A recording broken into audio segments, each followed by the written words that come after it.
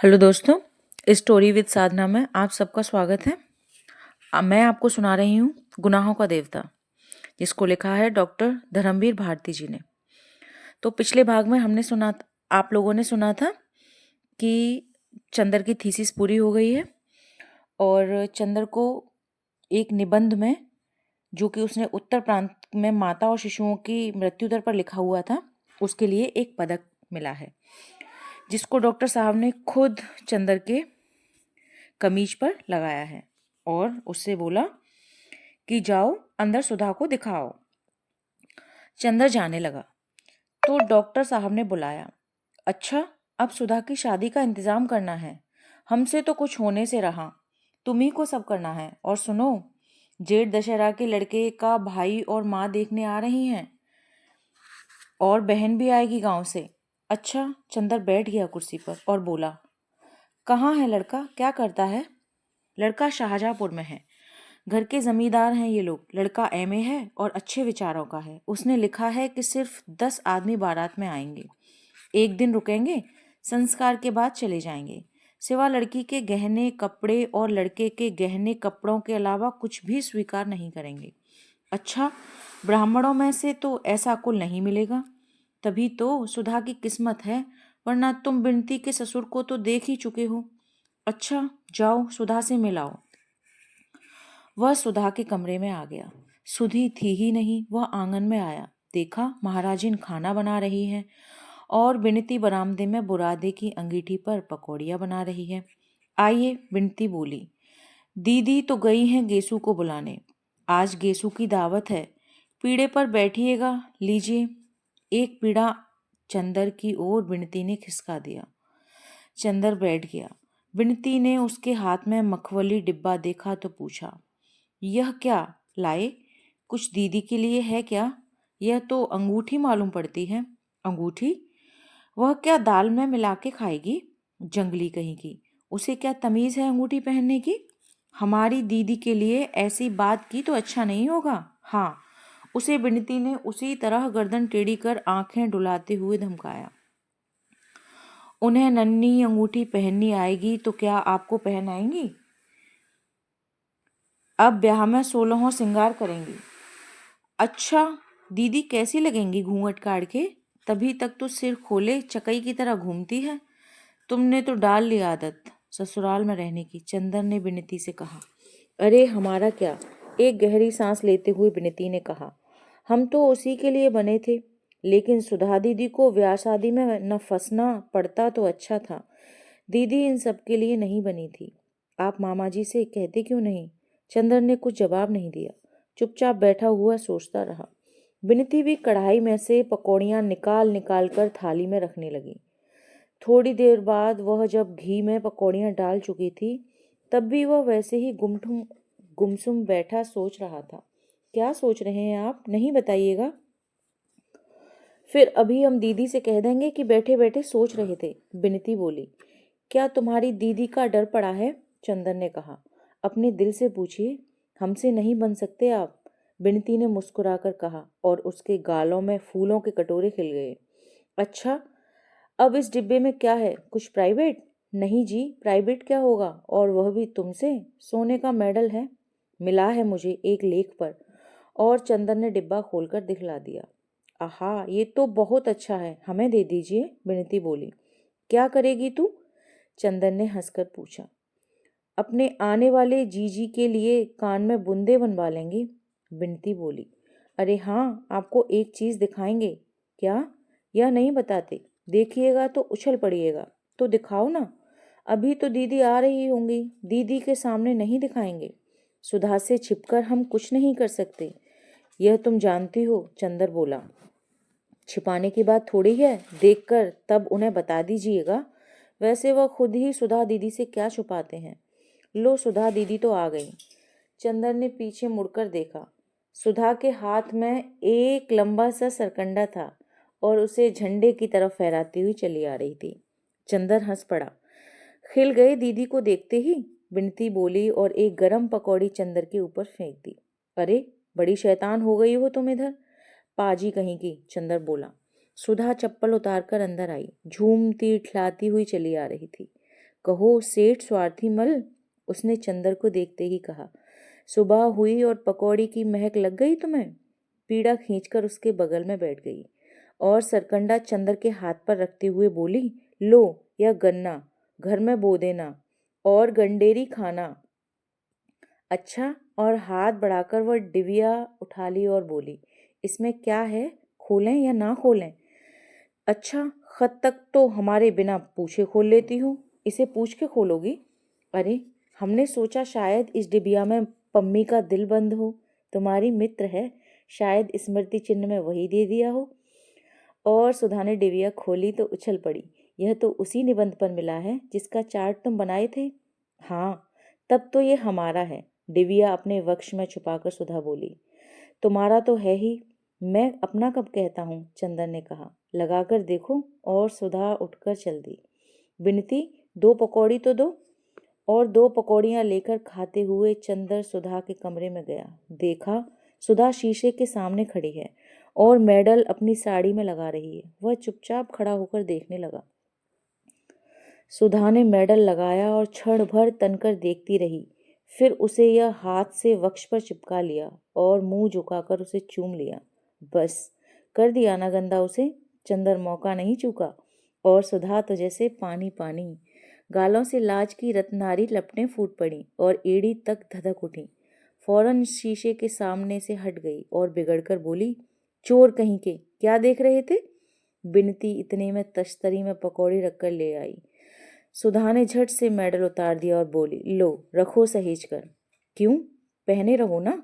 ना बाबा, पराई चीज अभी खो जाए तो डांट पड़े। और मेडल चंदर की गोद में रख दिया। बिनती ने धीमे से कहा, या मुरली मुरलीधर की अधरा न धरी अधरा न धरोंगी। चंदर और सुधा दोनों झेप गए। लो गेसू आ गई। सुधा की जान में जान आ गई। चंदर ने बिनती का कान पकड़कर कहा, बहुत उल्टा सीधा बोलने लगी है। बिनती ने कान छुड़ाते हुए कहा, कोई झूठ थोड़ी ही कहती हूँ। चंदर चुपचाप सुधा के कमरे में पकौड़ियाँ खाता रहा। बगल के कमरे में सुधा, गेसू, फूल और हसरत बैठे बातें करते रहे। बिनती उन लोगों को नाश्ता देती रही। उस कमरे में नाश्ता पहुंचाकर बिनती 1 गिलास पानी में लेकर चंदर के पास आई और पानी रखकर बोली, अभी हलवा ला रही हूँ, जाना मत। और पल भर में तश्तरी में हलवा रखकर ले आई। अब मैं चल रहा हूँ, चंदर ने कहा। बैठो, अभी हम एक चीज दिखाएंगे, जरा गेसू से बात कराएं। बिनती बड़े भोले स्वर में बोली। आइए हसरत मियाँ। और पल भर में नन्हे मुन्ने से 6 वर्ष के हसरत मियाँ तनजेब का कुर्ता और चूड़ीदार पायजेमे पर पीले रेशम की जैकेट पहने कमरे में खरगोश की तरह उछल आए। आदाब अर्ज। बड़े तमीज से उन्होंने चंदर को सलाम किया। चंदर ने उसे गोद में उठाकर पास बिठा लिया। लो हलवा खाओ हसरत।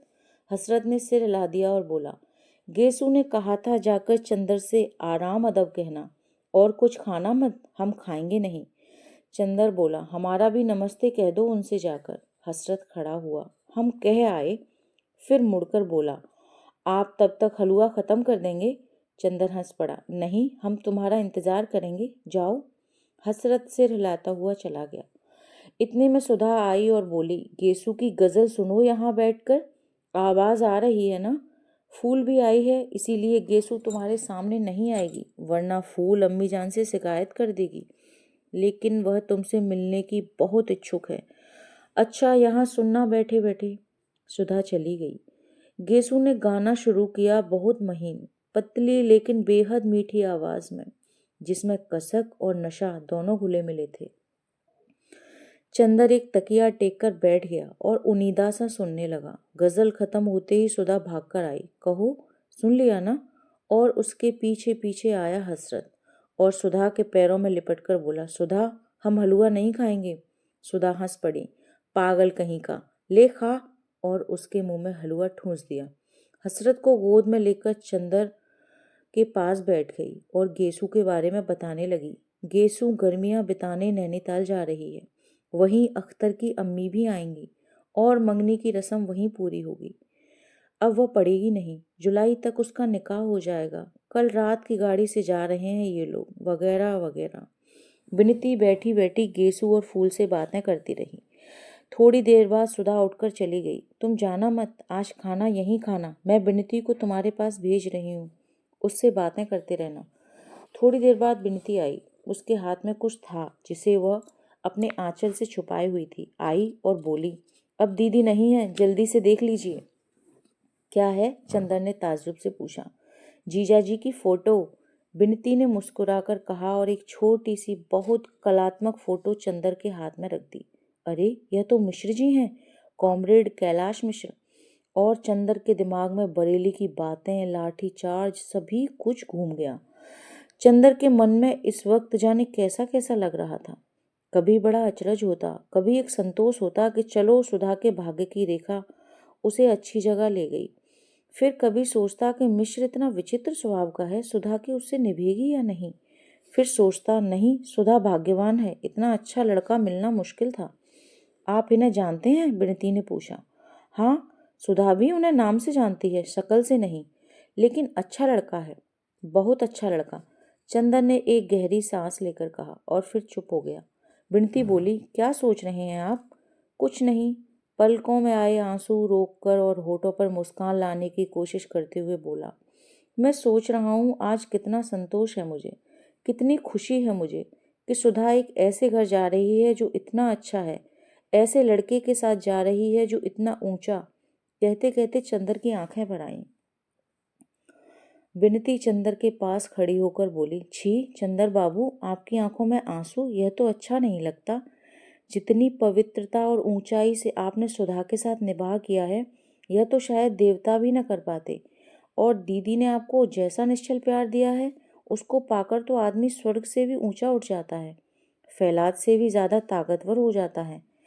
फिर आज इतने शुभ अवसर पर आप में कमजोरी कहाँ से? हमें तो बड़ी शर्म लग रही है। आज तक दीदी तो दूर, हम तक को आप पर गर्व था। अच्छा, मैं फोटो रखाऊं वरना दीदी आ जाएंगी। विनती ने फोटो ली और चली गई। विनती जब लौटी तो चंदर स्वस्थ था।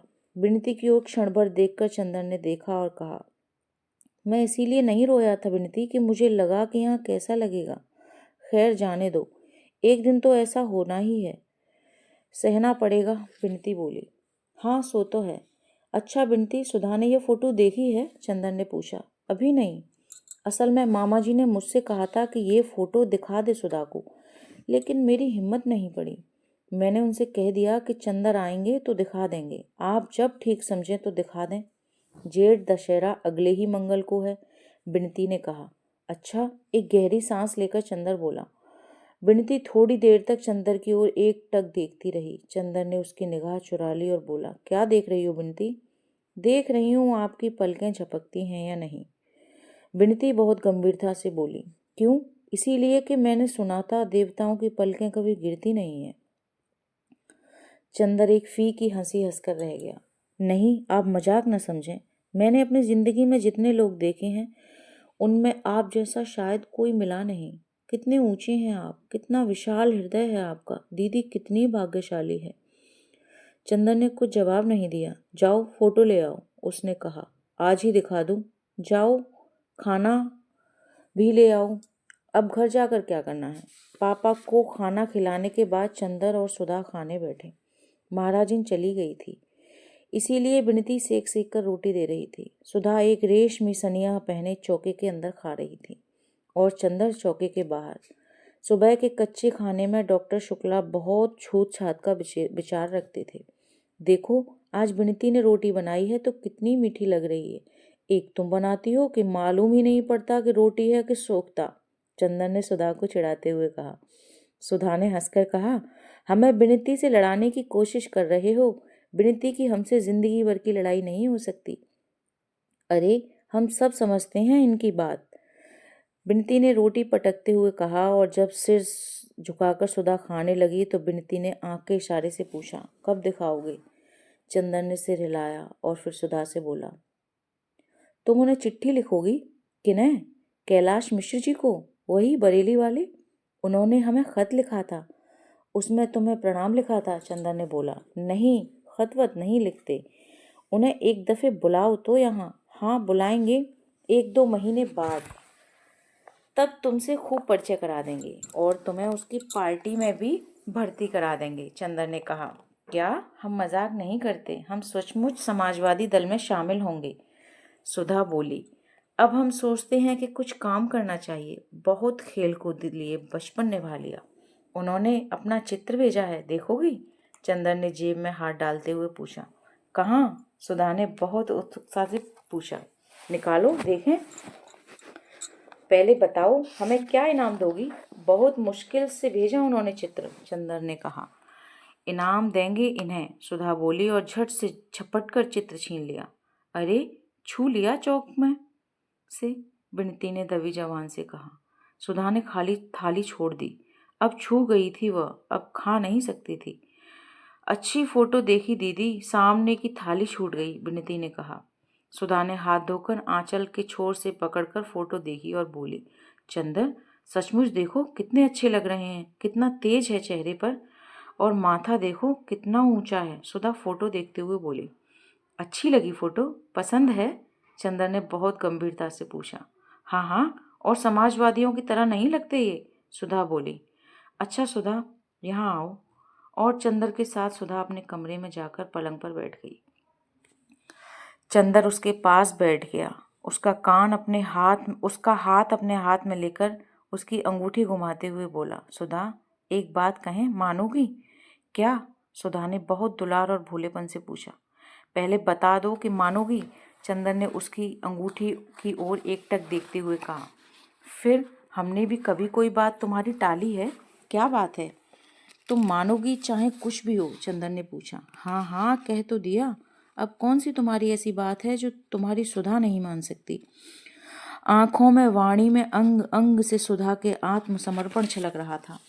फिर अपनी बात पर कायम रहना। सुधा देखो, उसने सुधा की उंगलियां अपनी पलकों से लगाते हुए कहा।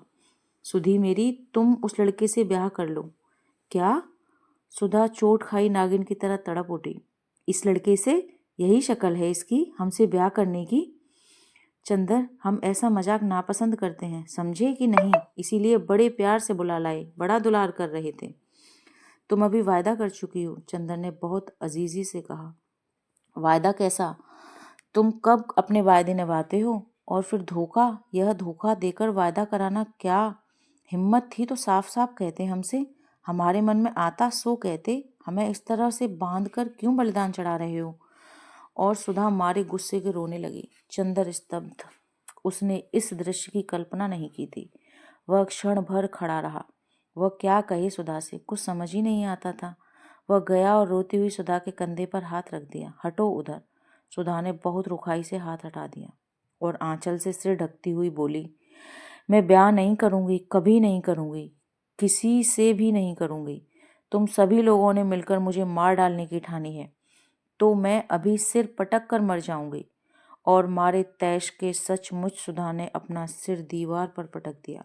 अरे, दौड़कर चंदर ने सुधा को पकड़ लिया, मगर सुधा ने गरज कर कहा, दूर हटो चंदर, छूना मत मुझे।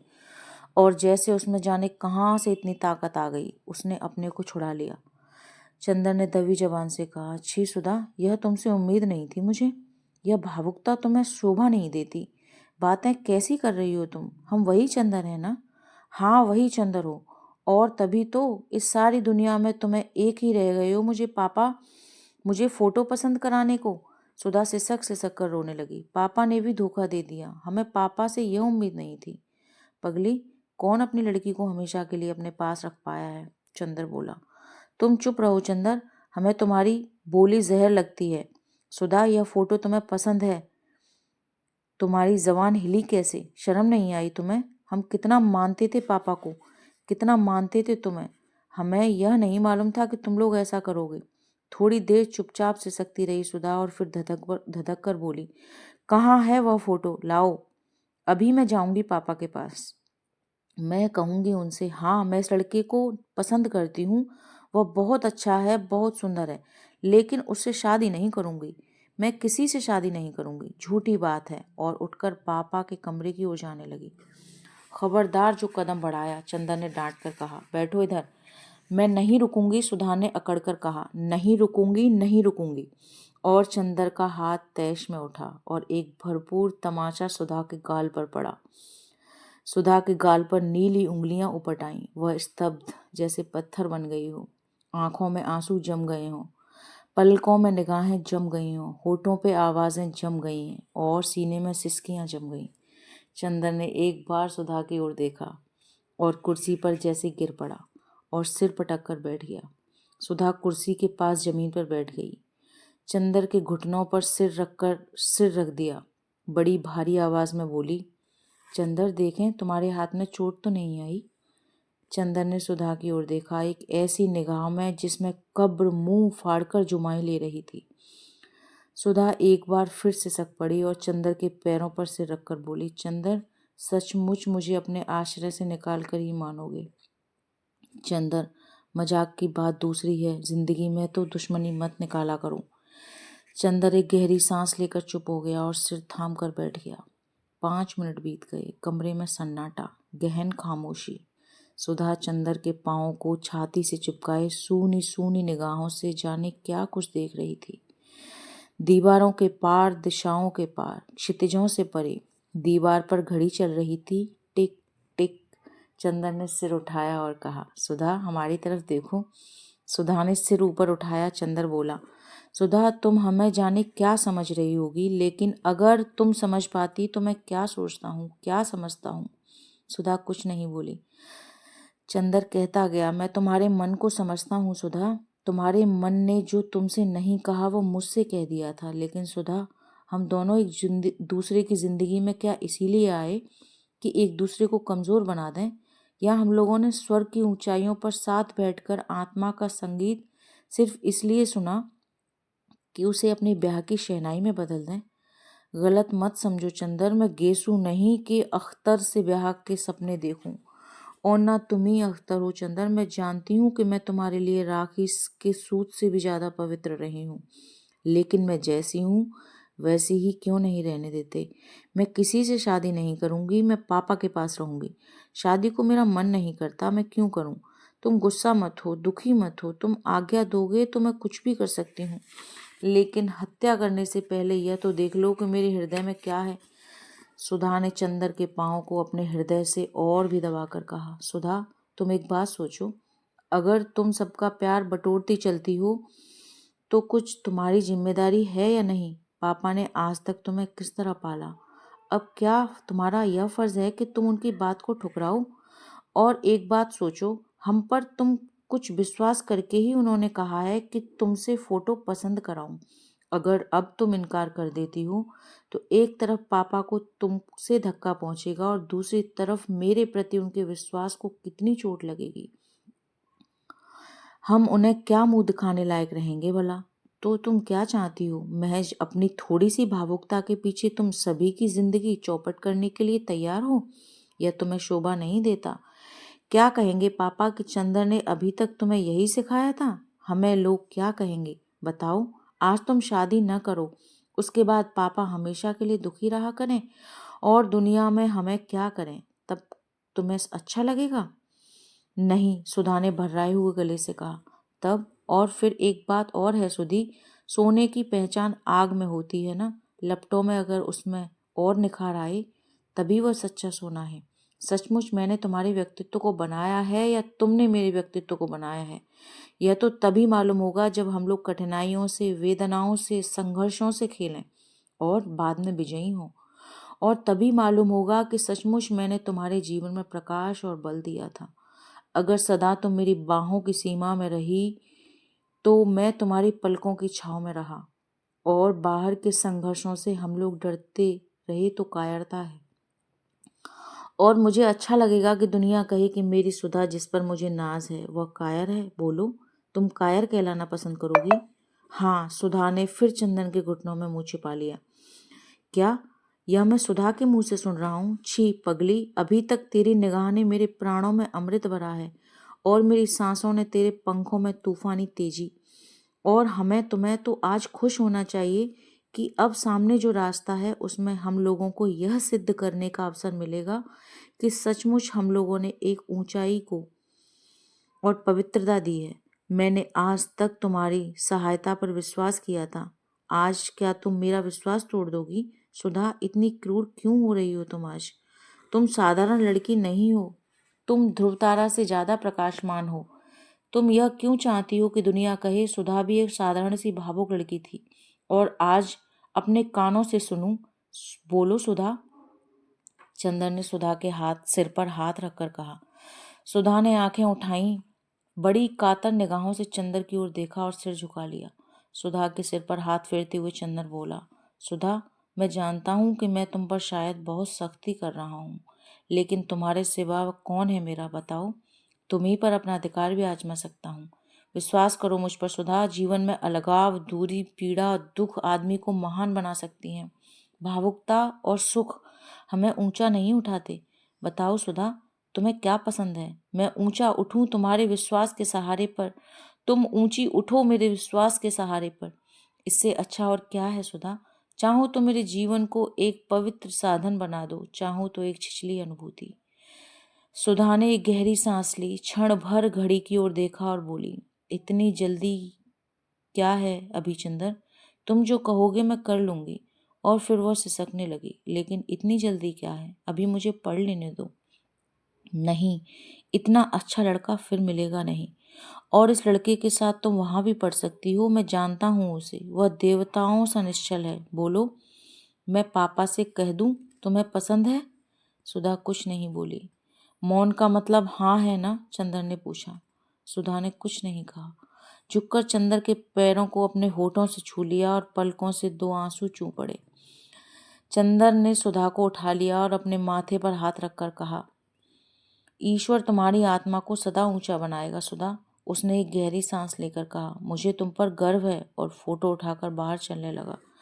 कहाँ जा रहे हो? जाओ मत। सुधा ने उसका कुर्ता पकड़कर अपनी अजीजी से कहा, मेरे पास रहो, तबीयत घबराती है। चंदर पलंग पर बैठ गया। सुधा तकिए पर सिर रखकर लेट गई और फटी फटी पथराई आंखों से जाने क्या देखने लगी। चंदर अभी चुप था, बिल्कुल खामोश। कमरे में सिर्फ घड़ी चल रही थी, टिक टिक। थोड़ी देर बाद सुधा ने चंदर के पैरों को अपने तकिए के पास खींच लिया और उसके तलवों पर होठ रखकर उसमें मुंह छिपाकर चुपचाप लेटी रही। बिनती आई, सुधा हिली भी नहीं।